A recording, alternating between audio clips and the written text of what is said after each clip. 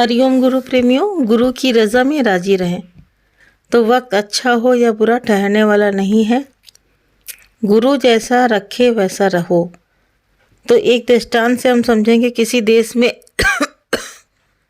एक राजा ने अपने सभी मंत्रियों को बुलाया और बुद्धिजीवों को भी बुलाया और कहा, कोई ऐसी बात या सूत्र मुझे चाहिए 2 शब्दों में, चाहे सुख हो या दुख हो,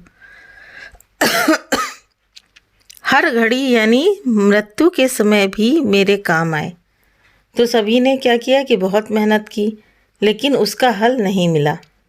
तो तभी किसी ने कहा कि एक सूफी संत अपनी कुटिया डालकर गांव के बाहर रहते हैं, क्यों ना हम उन्हीं से जाकर पूछें। प्रेमियों, थोड़ा सा जुकाम है तो आप समझ लीजिएगा, थोड़ा सा वर्डिंग्स में थोड़ी प्रॉब्लम हो सकती है।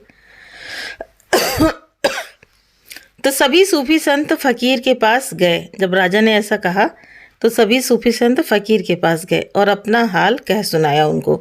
तो उस संत ने एक अंगूठी पहन रखी थी, तो वो राजा के पास गया और वो अंगूठी निकालकर उसने क्या किया कि राजा को दे दी और कहा कि इसे पहन लो।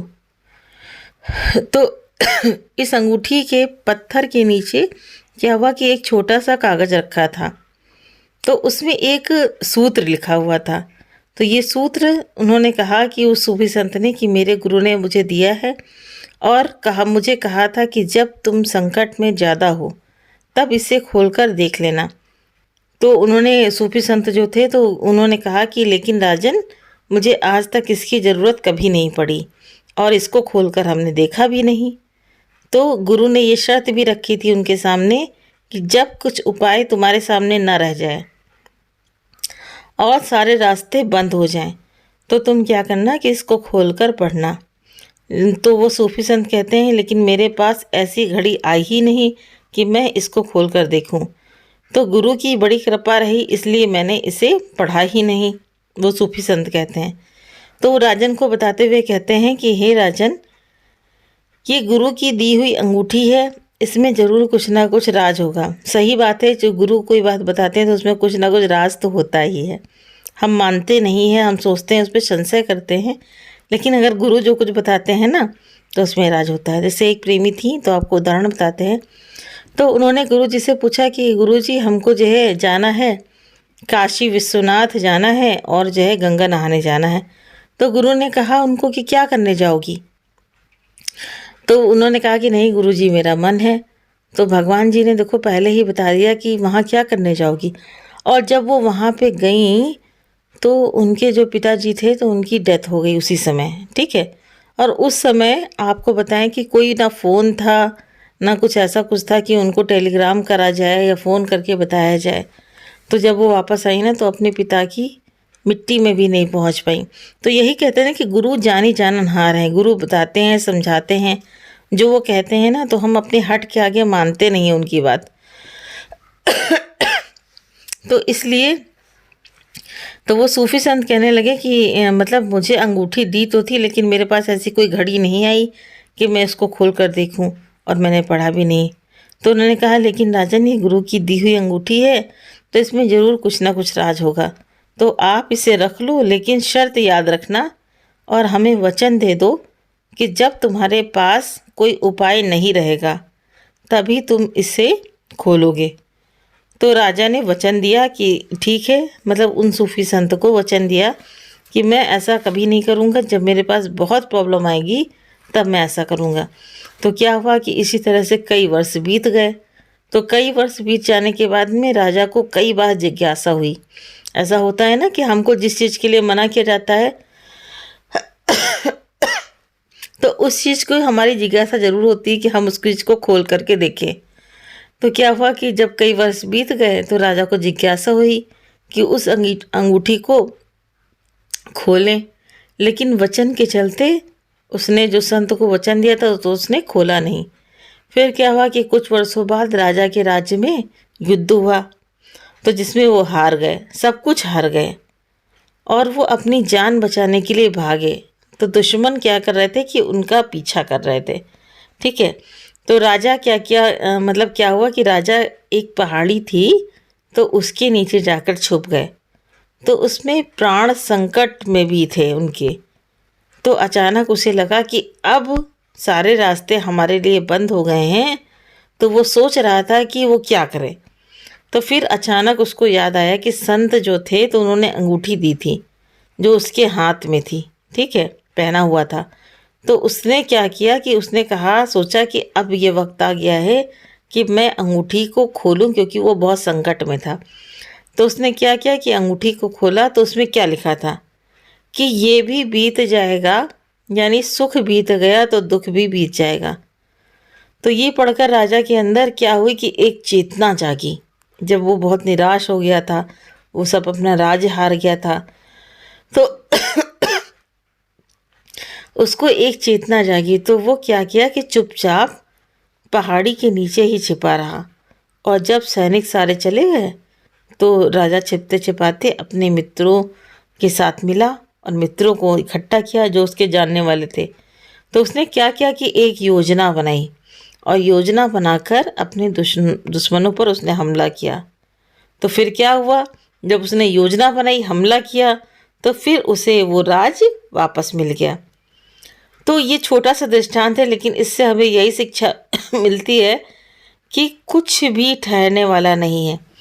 तो चाहे हमारे पास दुख हो तो दुख को लेकर हम बैठे रहते हैं ना, तो गुरु कहते हैं तुम क्यों लेकर बैठे रहते हो।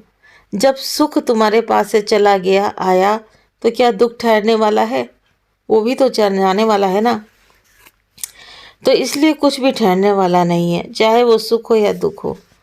तो जब सब बीत जाने वाला है तो दुखी सुखी हम क्यों होते हैं, इसलिए होते हैं क्योंकि हमें लगता है ना कि दुख पहाड़ जैसा है और सुख, जब सुख आता है तो उसमें हम बहुत खुशी होते हैं।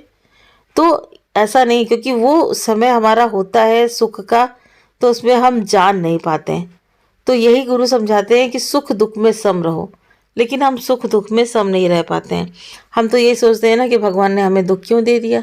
तो ये हमें हमारे कर्मों का ही तो लेखा जोखा होता है जो हमें दुख मिलता है, और सुख भी तभी मिलता है जब हमारे कर्मों का लेखा जोखा होता है।